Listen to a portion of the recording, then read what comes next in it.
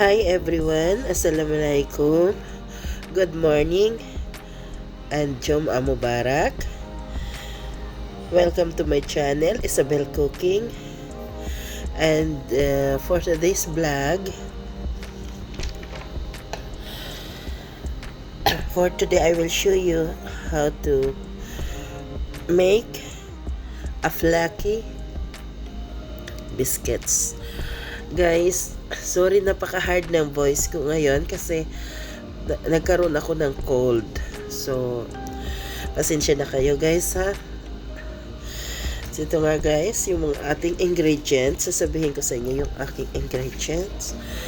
Ito guys, we have here 2 cups of all-purpose flour, a tablespoon of baking powder, 1/4 teaspoon of baking soda, and a 1/4 teaspoon of salt, 6 tablespoons of cold butter, 1 cup of buttermilk.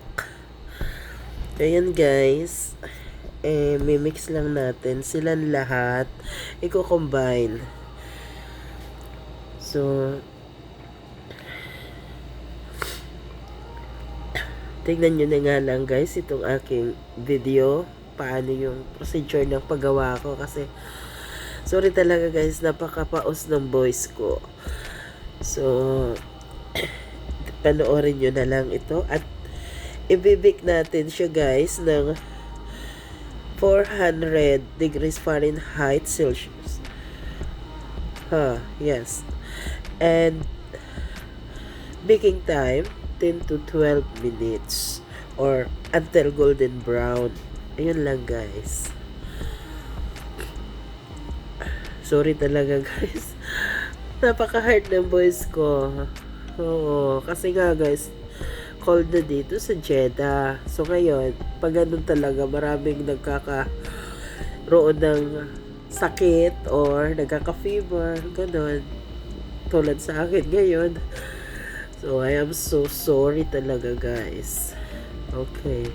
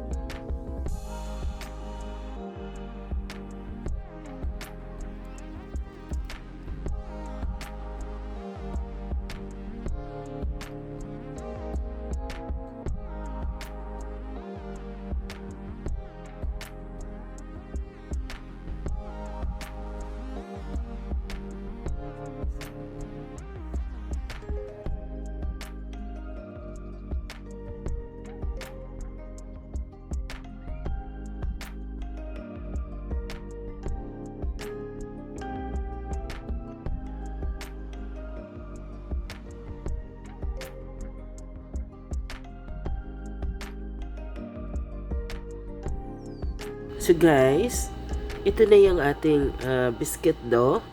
So i-rest muna natin siya ng about 10 minutes before na i-shape natin or ikakat natin siya.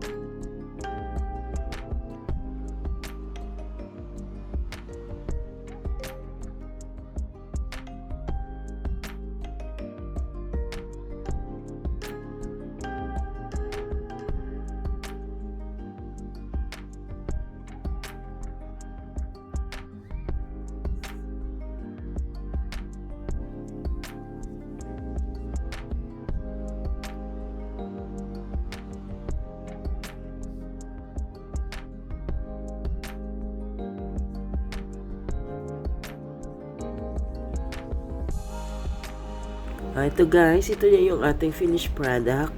At as you can see, di ba, super flaky siya guys. So perfect for our breakfast. At ito nga, meron ako guys ditong ginawang homemade blackberry jam. So next time baka ipapakita ko sa inyo how to make simple blackberry jam. So hindi ko na lang pinakita guys kasi talaga sabi ko nga ano, masama ang pakiramdam ko. So ito guys, napaka flaky niya, napakasarap at perfect for our breakfast. Gusto ito ng mga kiddos. So try nyo rin guys na gawin. It's very simple recipe, diba? So ayun lang, napaka yung siya guys, parang nagme-melted sa mouth natin. Napakasarap niya. Perfect talaga.